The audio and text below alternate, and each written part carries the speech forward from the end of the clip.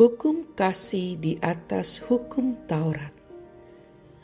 Renungan diinspirasi dari Injil Markus bab 3 ayat 1 sampai dengan 6. Yesus kembali lagi ke rumah ibadat.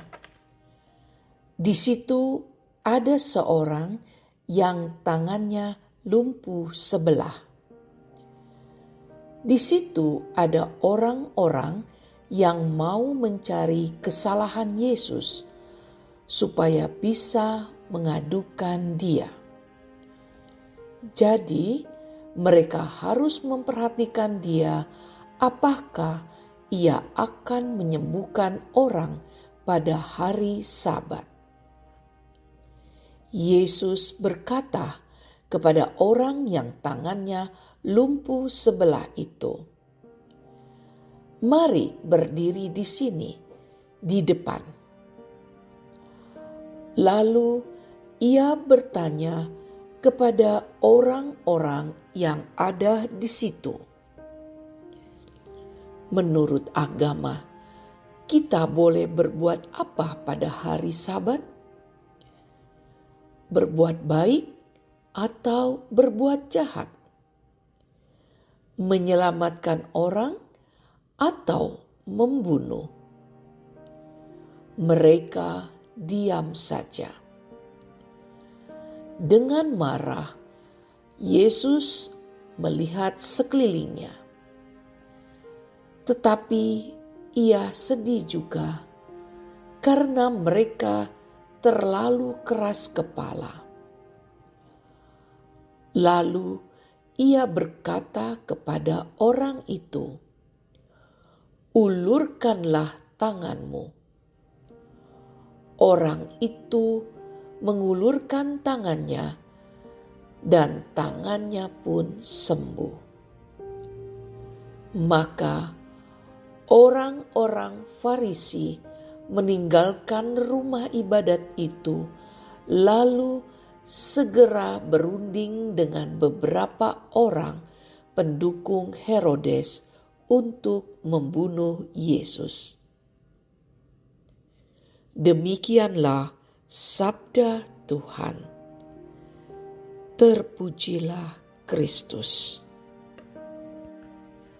Orang Farisi yang menganggap dirinya paling tahu dan taat dalam melaksanakan hukum Taurat selalu mencari celah bagaimana menjatuhkan Kristus di depan orang banyak.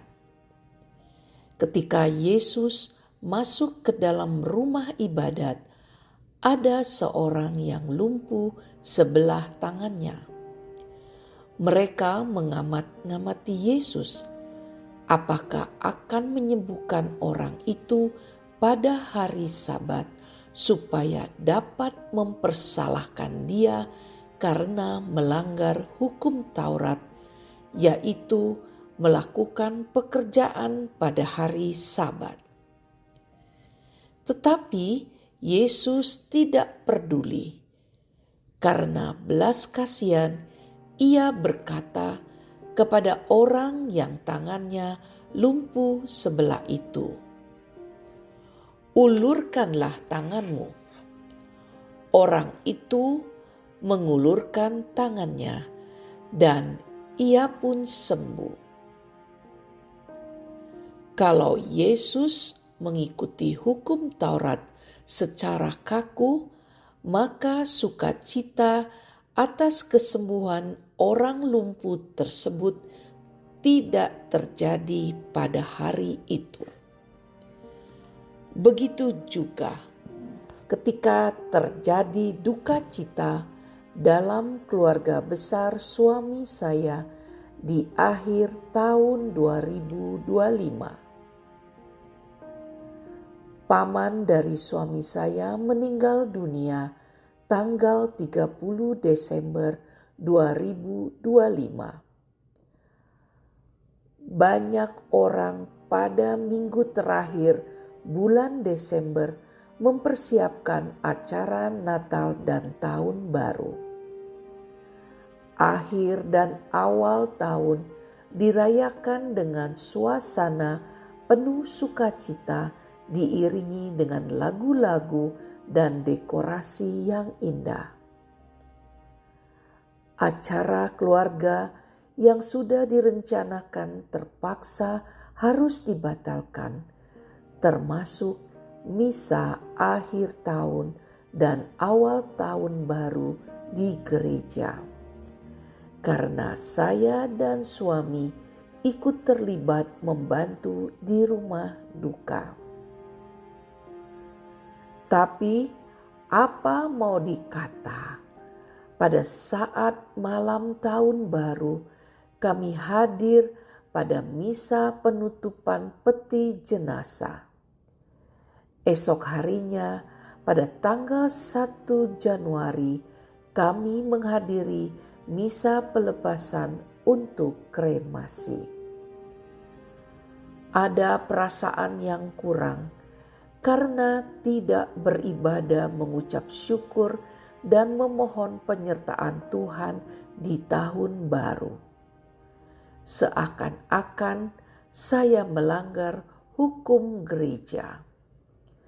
Namun lewat bacaan hari ini saya dikuatkan untuk merasa tidak bersalah walau tidak ke gereja.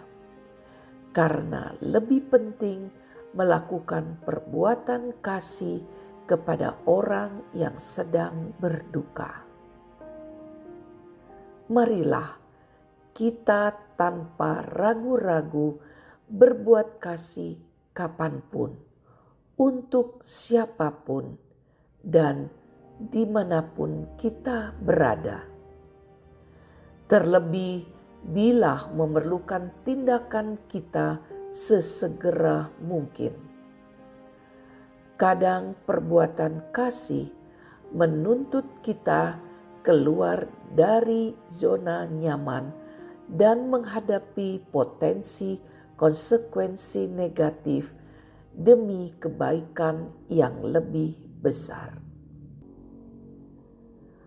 Allah Bapa yang Maha Kasih, bantulah kami jika kami ragu-ragu untuk melakukan tindakan kasih saat tidak dapat mengikuti aturan-aturan ibadah. Kiranya Roh-Mu yang kudus membimbing kami dengan bijaksana dalam setiap keputusan kami. Demikian doa ini kami sampaikan kepadamu melalui Yesus penyelamat kami. Amin.